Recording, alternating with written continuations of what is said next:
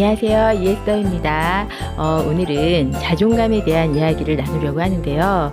자존감에 대해서는 이미 영상도 많고 또 좋은 책들도 참 많잖아요. 그런데 아직까지도 왜 많은 사람들이 자존감 때문에 힘들어할까요? 그것도 우리 같은 어른들이. 오늘은 자존감에 대해서 보다 근본적인 해결법에 대해 말씀드릴게요. 오늘 영상은 뒤로 갈수록 중요한 내용들이 많이 나오니까 꼭 끝까지 시청해 주세요.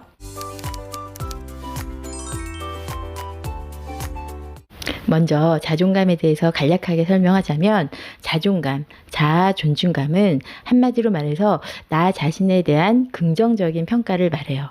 자존심하고는 좀 달라요. 자존감은 나 스스로, 내가 기준, 나의 있는 그대로의 모습에 대한 긍정을 뜻하는 거고요. 자존심은 내가 기준이라기보다는 남과의, 타인과의 비교 속에서 얻는 긍정을 뜻한다고 볼 수 있어요. 보통 자존감이 높은 사람들은 합리적이고 주도적이고 무엇보다 자기 자신을 잘 알고 자신에게 솔직해요. 나에 대한 믿음이 굳건하기 때문에 남들한테 좀 안 좋은 소리를 듣거나 살면서 힘든 일을 겪게 되어도 크게 휘청하지 않아요. 그런데 자존감이 낮은 경우에는 나 자신보다 타인에게 많이 집중하죠. 남과 비교하고 남들 평가에 예민하고 남들 눈치를 많이 보다 보니까 거절도 잘 못하고 잘못한 것도 없이 미안하다고 하고 또 많이 움츠리고 실패에 대한 두려움이 커서 포기도 빠르고 도전을 잘 못해요. 그런데 반대의 경우도 있어요. 아주 적극적이고 너무 과장된 자기 표현이나 행동을 하는 사람들도 있어요.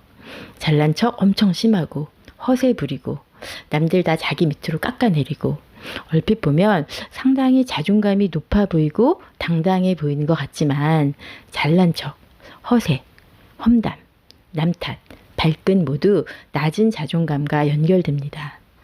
대체로 낮은 자존감의 원인은 어린 시절 부모와의 관계, 또 성격적인 특질, 신체상, 내가 나의 외모를 어떻게 받아들이는지도 실제로 자존감에 상당히 많은 영향을 미치고요.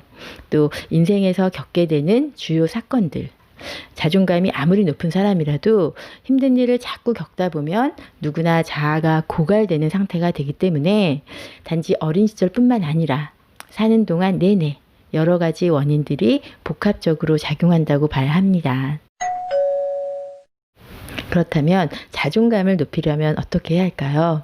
우선적으로 자존감을 높이려고 너무 애쓰지 말라는 말씀을 드리고 싶어요. 대체로 자존감을 높이기 위해서 어떤 목표를 정해놓고 실천하려고 애를 쓰는데요. 특히 작은 목표도 아닌 내가 앞으로 1년 동안, 3년 동안 매일매일 30분씩 독서를 하겠다.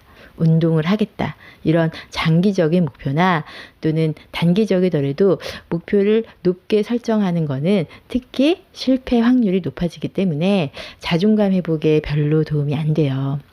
또 자존감 하면 나를 소중히 여기고 나를 사랑하는 마음을 키워야 하니까 좋아하는 음식을 먹고 내가 갖고 싶었던 걸 사서 나에게 선물해 준다든지 이렇게 나를 위해서 내가 좋아하는 것들을 하다 보면 어느새 자연스럽게 자존감이 높아진다고 말씀하시는 분들도 있어요.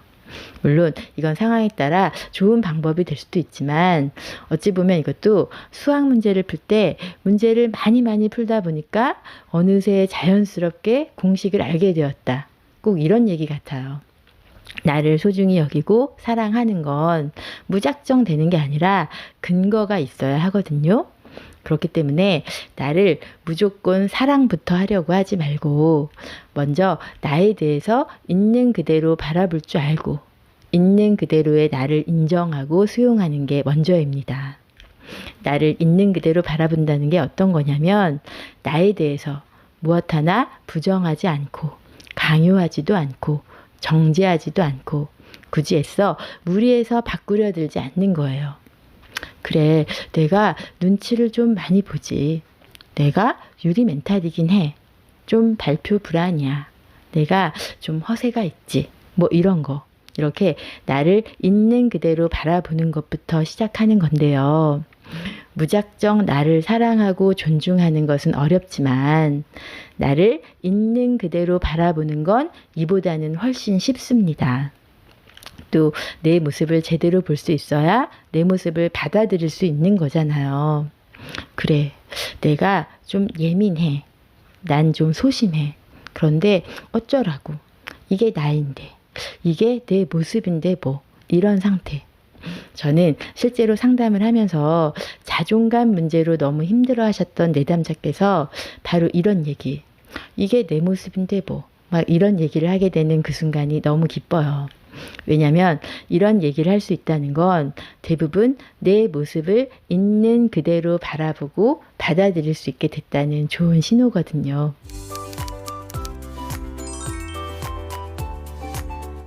그런데 나에 대해서 모든 것을 다 바꾸지 말라는 건 아니에요.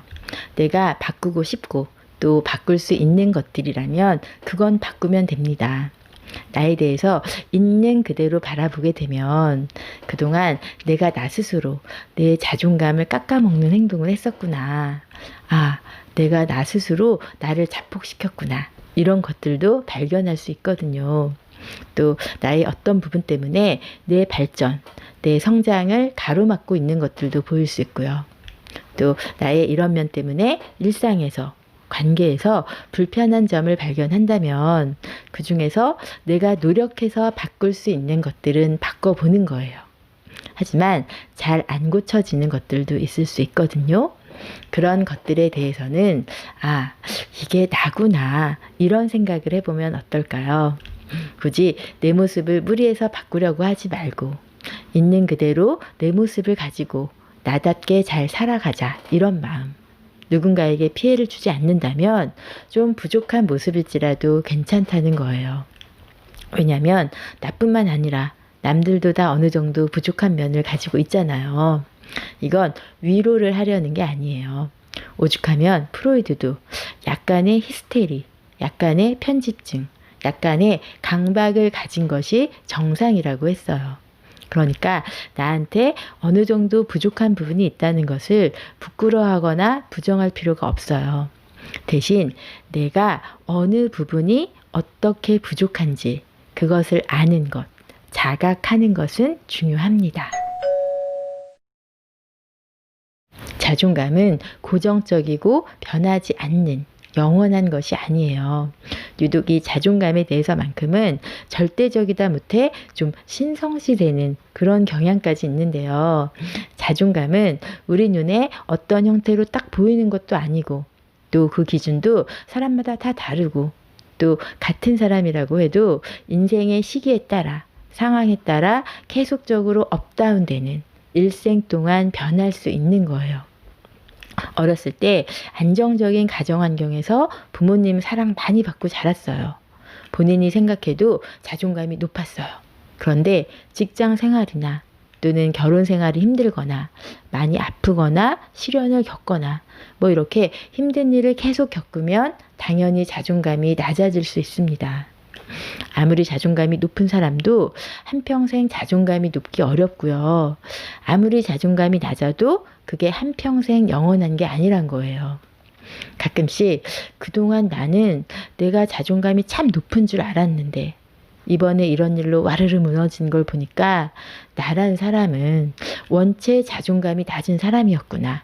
이런 한탄을 하면서 안 그래도 힘든 시기에 자존감 때문에 더 슬픔을 키우는 분들도 계세요. 그런데 자존감에 대해서 오해를 하신 거예요. 원래부터 자존감이 낮은 사람이 아니라 자존감 자체가 원래 업다운이 있다는 것을 기억하시기 바랍니다. 오랫동안 자존감 열풍이 불면서 세상의 모든 문제들을 결국 내가 자존감이 너무 낮아서 모든 것을 나의 자존감 문제로 귀결시키는 현상을 보면 좀 안타까워요.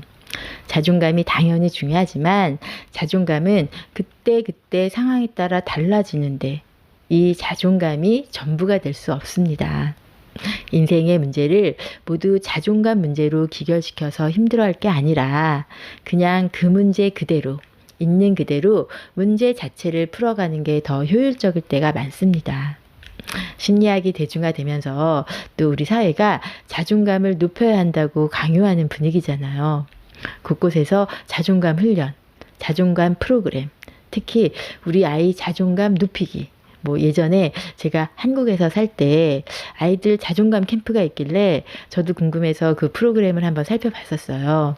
그런데 그 내용이 너무 높은 자존감, 우리 아이 자존감 높이는 방법, 자존감 높은 아이로 키우려면 자존감 대화법, 뭐 이렇게 모두 다 자존감이 높은 것에만 초점을 맞추고 있는 걸 보고 전 그냥 숨 막혀 이런 생각을 했었어요. 왜냐하면 자존감이라는 것 자체가 항상 높게 유지되고 변하지 않는 게 아닌데 우리 아이들이 그렇게 늘 높은 자존감을 유지하려면 얼마나 심리적으로 에너지 소모가 많겠어요. 우리 어른들도 힘들지 않겠어요? 마음이 아프지만 우리 자녀들도 자존감이 낮아질 때가 있다는 걸 받아들여야 해요. 집에서 엄마가 아무리 안정적이고 일관적인 육아를 해도 담임 선생님만 바뀌어도 학교 생활이 달라지고 친구 문제, 성적 문제, 아이들도 갈등, 실패, 좌절하는 게 현실이잖아요. 그런데 부모가 현실과 동떨어져서 혹시라도 너무 높은 자존감에만 포커스를 두게 된다면 나중에 무슨 문제가 생겼을 때 내 아이가 자존감이 낮은 것 같다. 이럴 때 그때는 엄마가 너무 마음이 아파서 견디기 힘들고 또 이건 결국 아이에게 도움이 안 되는 경우가 많아요. 또 자존감이 높다고 다 좋은 것도 아니거든요. 혹시라도 지나친 자기애에 빠져서 자기의 현실과 동떨어진 자존감만 너무 비대한 상태가 되면 본인도 또 남들도 힘들어져요. 무엇보다 자존감이 높다고 다 행복한 것도 아니에요.